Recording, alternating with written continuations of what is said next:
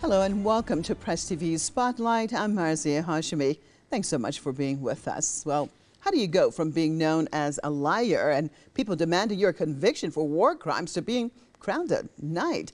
It seems all you need is a royal touch in England, as Queen Elizabeth deems that former Prime Minister Tony Blair is worthy of becoming Sir Tony. Are the lies he told about the war in Iraq being rewarded, or is it the lack of remorse that he showed for helping to destroy millions of lives in Iraq and Afghanistan that's being honored?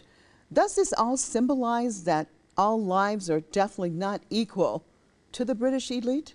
Well, stay with us as we take a look at this on this Spotlight. I'm going to start this conversation off by crossing over to London, talking to Press TV's Saeed Pourreza. Saeed, good to see you. Well, tell me what's going on and what's being said on that side of things. Good to see you too, Marzia. You raised some very good questions, and I think the late legendary journalist Robert Fisk, who had nothing but contempt for Tony Blair, the African anti-apartheid hero, now deceased, Desmond Tutu, really turned in their graves at the news. And as for peace activists and anti-war campaigners, they're dismayed at this announcement. This is a man, as you say, who took Britain to a war, an unprovoked war with Iraq in 2003. And we know how that turned out. We'll get to that in a minute. This is a man who called fatuous the millions of people who turned out on the weekend of February 15th trying to stop the U.S.-UK-led invasion of Iraq. He called them fatuous, as I say. And we all remember how the war in Afghanistan turned out. Prior to that, in the aftermath of 9/11, the U.S.-led invasion of Afghanistan, we saw the 20-year occupation of Afghanistan, millions of lives lost in Afghanistan and Iraq, and that war came to an ignominious, humiliating end this past summer in Iraq. In particular, 1 million dead, 3 million dispossessed, and the permanent destabilization of the region. The so-called war on terror that is blamed for the subsequent increase in the reach and influence of terrorist groups such as Daesh and Al-Qaeda. Blair is being described, has already earned the title of Sir War criminal by people who know the truth about these wars and what he and George Bush and Rumsfeld and Colin Powell committed in those years. Desmond Tutu, as I said earlier, and many others around the world have for long and on many occasions called for Tony Blair to be tried at the International Criminal Court, just like some African leaders have and some Asian leaders have been tried there. But it seems, they say, that there's a set of rules for those and a different set of rules when it comes to Western and American leaders. And as for the honor system, Marzia, this is the same title that was awarded, similar title, awarded to the fascist Italian dictator Benito Mussolini and the disgraced pedophile BBC host Jimmy Savile. So that, what experts are saying is that what this whole thing shows is the contempt in which the British elite holds the public and the disconnect and the lack of touch exhibited by the monarchy. This is a decision made by the Queen, right, with the real people in here in the UK and for the international community. Okay. Well, thanks so much, Saeed Pourreza, Press TV's correspondent out of London, for bringing us the latest of what's happening on the ground there. Now, I'd like to welcome my guests to this Spotlight out of London. Journalist and political analyst Hafsa Kara-Mustapha. And out of Edinburgh, writer and political analyst John Wight. Well, thank you both for being with me. Well, interesting. This is a really interesting turn of events, Hafsa. Your overall assessment, and wow, the first day of the new year. I mean, is this what the year is going to be about? But go ahead, Hafsa. Well, my first reaction was absolute disgust, and I think it mirrors the opinion of millions across Britain who've actually watched in horror as the news unfolded, revealing that a war criminal, the man who undermined democracy as well, and actually is responsible for the erosion of the faith people have in British politics, was actually rewarded with one of the highest orders you have in this rather decrepit system. So I think revulsion very much is the word that applies to the situation. And let's not forget that aside from his role in the criminal war on Iraq that left a country eviscerated, that led to the sectarian conflict that we know, that led to the consequences that were previously talked about in your introduction, this is a man who also hoarded himself out to very corrupt governments and regimes who were paying him very huge amounts of money for his advice, and he showed absolutely no regard for who they were or what they did or what they represented, and was happily offering his services to the highest bidder. So I think this really reveals something very disturbing about the way the British establishment operates, and also at a time where there was somber mood in Britain as a result of the COVID pandemic. Everyone was expecting good news, and this is what they got from their sovereign, sadly. Yes. Well, John, your take, why do you think that the Queen took this action? And especially now, there's so much discontent right now in the UK and dealing with the, I mean, we saw the reactions to the government and this whole COVID situation. So your assessment of what has just happened and why? Well, thank you for having me. Thank you for coming. Just when you think that it could not get any lower, this rancid British political establishment ruling class does exactly that. This is a profound insult, first and foremost, to the people of Iraq and the wider region, whose lives were upended by this illegal war, of which Tony Blair was a prime mover. It's a profound insult to the families of the 179 British soldiers who were killed in this war, based on a lie, and also the hundreds more maimed for life as a consequence of this war. It really does speak to a completely out of touch monarchy, especially at a time when Prince Andrew has been implicated in paedophilia with regards to his connection with Jeffrey Epstein, the disgraced, now dead paedophile and international financier, and Ghislaine Maxwell, who's just been found guilty of grooming young girls for his pleasure and the pleasure of his friends, allegedly including Prince Andrew. So it really does mark a low point in British political, constitutional affairs. Tony Blair is one of the most hated figures, not only in the UK, but around the world. And as your other guest quite eloquently put it, there's been a massive backlash to this decision. It's a catastrophic decision at a time when the royal family has never been more unpopular. And I think there could be no stronger argument, and there are many strong arguments, for the abolition of this semi-feudal institution which sits at the apex of British society.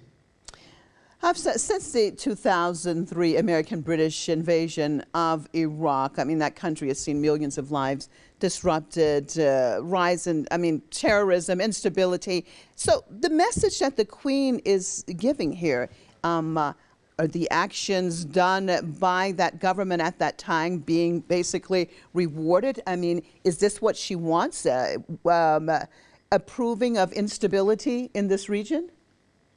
I mean, this decision really beggars belief, and I fail to see what she can achieve from this decision, knowing how unpopular Tony Blair is. And as I said, he's not simply unpopular because of the wars. He's unpopular for the consequences of the war, the fact that so many people lost faith in British politics because of his blatant lies, when he lied to the British public by claiming that there was an imminent threat of 45 minutes if the British Army and the US didn't invade Iraq. So the consequences of that criminal conflict have been far-reaching, and we still experience them to this day. And you'd expect a monarch in her, essentially what we can, say dying days, she's definitely in her twilight years, she would leave with sort of a clean and wonderful legacy. I think she's leaving with something, a big stain on her legacy by actually rewarding in such a way, such a hateful and hated figure, and a criminal really who should be behind bars as opposed to being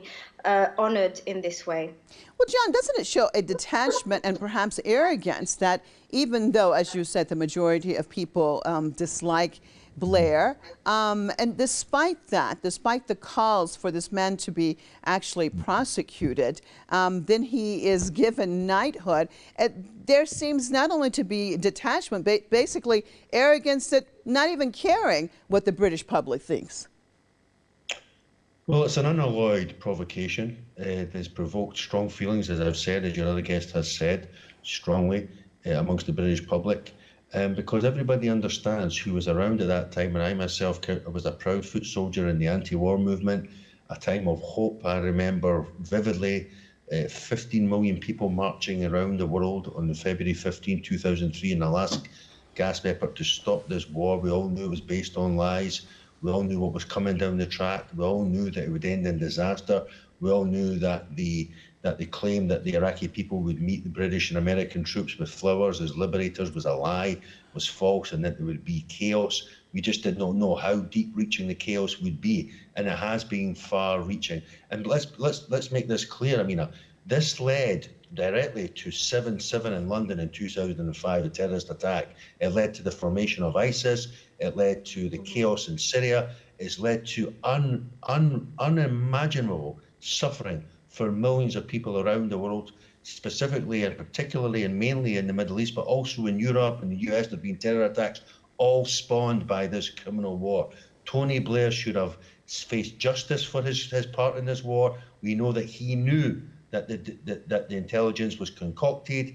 His press officer, Alistair Campbell, again sanctified and rehabilitated by the British establishment, was involved in the dodgy dossier in conjunction with Richard Dearlove. So Richard Dearlove now, another part of that crime, this triptych of criminals responsible for this war, for Britain's role in this war. No one has faced a second of justice for the calamity of Iraq, and this just puts the lid on it.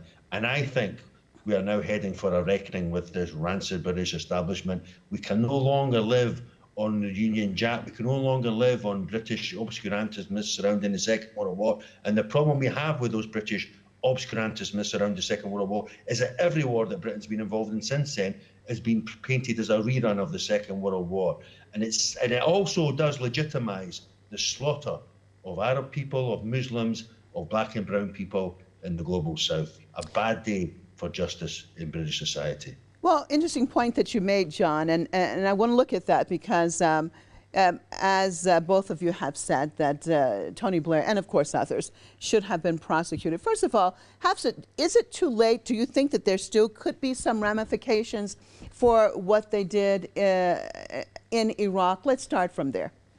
Well, I mean, you'd hope, but obviously this latest step sort of shows that there is absolute contempt for the loss of lives of Iraqis and the consequences of that war. You'd have thought that Tony Blair would have been, at the very least, if not behind bars, at least sort of ignored and not constantly invited to give his opinion on Brexit, on the EU, on everything, right. And now obviously being rewarded. And the sad thing, I think we have to also mention, this is a very, very sad day for democracy, because the one person who is behind bars today is actually one of the people who exposed the lies and the crimes that went on in Iraq as a result of this war. And of course, it's Julian Assange, who is actually rotting away in a prison cell with absolutely no access to fair justice. Well, this man is being rewarded and being given the red carpet treatment. So I think this is an extraordinary, sad day and a worrying day for the future of democracy in this country. Well, do you think, John, I'll go back to you. I mean, as Hafsa has said, one would think that at the very least, if he wasn't prosecuted, he would just basically fade away in the background. But not only is that not happening, now we have the Queen bringing this up again. Actually, it's like adding salt to the wounds when one would think that the establishment in general would want to try to forget this as much as possible. Your thoughts on that side of it? Well, it just goes to prove, I mean, they don't understand the country which they're ruling over. There's a chasm between the lives of the ruling class in the UK in 2022 at the start of another year and the lives of many, many working class people who are suffering the consequences of COVID, of austerity, of poverty, of low wages, of all depredations of this ruling class, which, as I say, grows ever more criminally detached from its own people. And this is just another example of it. I think it's another nail in the coffin. And I think as soon as this ruling class is sent on its way into the dustbin of history, the better. I think, as I say, there will be a reckoning. You can only dine out on the myths surrounding the Second World War. You can only dine out on the myths surrounding the Union Jack for so long. And increasingly, all they have left are those myths.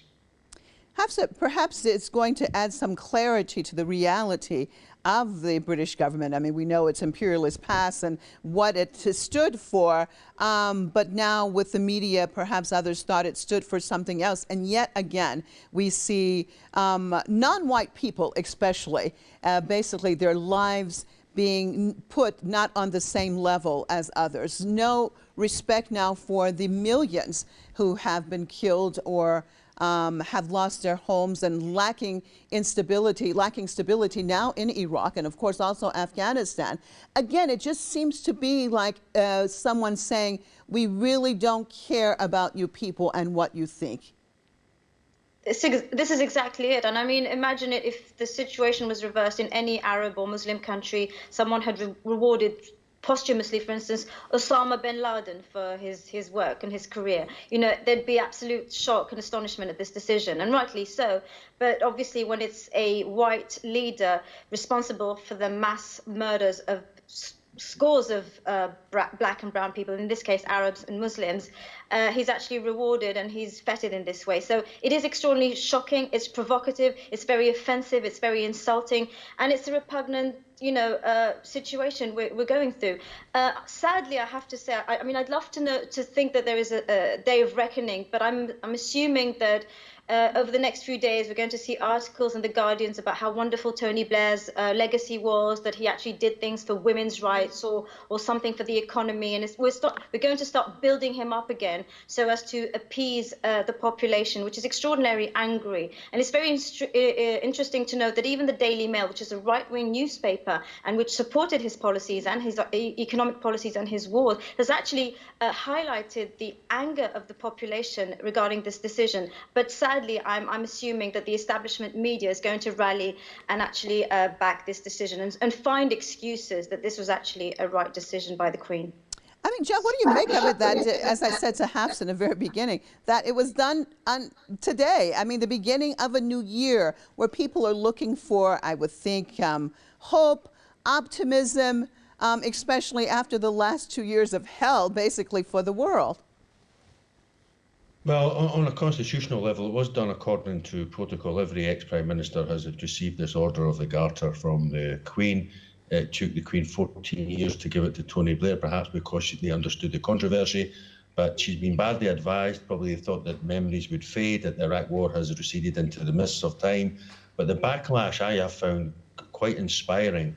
And Hafsa mentions quite rightly the establishment media's attempt to rehabilitate Blair, and that's true. But we have what we did not have at the time of the Iraq War today, social media. And that has proved increasingly subversive. And if you were on Twitter today, you would not have missed the huge cascading waves of anger at this decision from every part of the political spectrum. Even GB News, Britain's Fox News, as rebarbative as it is, they had commentators who were excoriating this decision by the Queen to award this award to Tony Blair at this time. So as universal anger, it's another own goal on the part of establishment, which, as I said earlier, grows increasingly detached from the rest of society. And that can only be a bad thing, because when the ruling class is unable to rule in the old way, and the working class and the poor are unwilling to be ruled in the old way, then you reach a revolutionary period. And I don't think it's hyperbole to state that we're moving into the arms of such a revolutionary period in the UK as we move into the new year of 2022. It couldn't come soon enough. Oh, I'm sorry, go ahead, John. What did you say at the end? I said it could not come soon enough, a revolutionary period. We can't go on as we are. The contradictions are insurmountable increasingly. The contradictions unleashed by Brexit, the contradictions unleashed by COVID, the gap in the lives of those at the top and those in the middle and at the bottom, it could not be greater. And this welter of anger that's been misdirected hitherto, I think will only need a political movement that can understand where the anger should be directed. They'd done away with Corbyn, but in many ways Corbyn was our father Gapon. historians will understand what I mean. They have yet to meet our Lenin, and he's coming. Well, Hafsa, do you think, like John, that we're going to see blowback from this, and with the whole establishment itself, especially when we look at that it was made, this decision was made by the Queen, and then all the other signs of corruption that we have seen from the British government in general, especially last year? Your take on that? I mean, I'd love to agree, but I mean, sadly, we've seen that, for instance, Boris Johnson has been involved in scandal after scandal, and he seems to be absolutely resistant to any form of budging. And actually, as we are fuming over this decision today, something very sinister has happened. Priti Patel, the Home Office, has vowed to introduce laws to curb more protest and any form of active protesting in the coming weeks. So I think that although there is burgeoning anger, and I think that in any normal society, we've seen across Europe protests in France, in Austria, in Italy over various decisions, for instance, related to COVID. I think there is, in Britain, there is apathy when it comes to political protest. And with new laws being introduced that will curb any future sort of form of protest, I think that's unlikely to happen. But of course, I do wish I'm wrong, because I do think that something very wrong has happened today, and something very wrong has been happening over the past few months. I think we've seen the erosion of democracy, and it did start actually, ironically, with Tony Blair. And I think ideally, yes, this could be the sort of spark that pushes people into reacting and putting an end to what is going on today with the British establishment, yes. And on that note, I'd like to thank both of you for being with me on this spotlight. Journalist and political analyst Hafsa Kara-Mustapha out of London, and writer and political analyst John Wight out of Edinburgh. And as always, viewers, we appreciate you being with us on another Spotlight. I'm Marzieh Hashemi, signing off for myself and all the crew right here in Tehran. Hope to see you next time. Goodbye.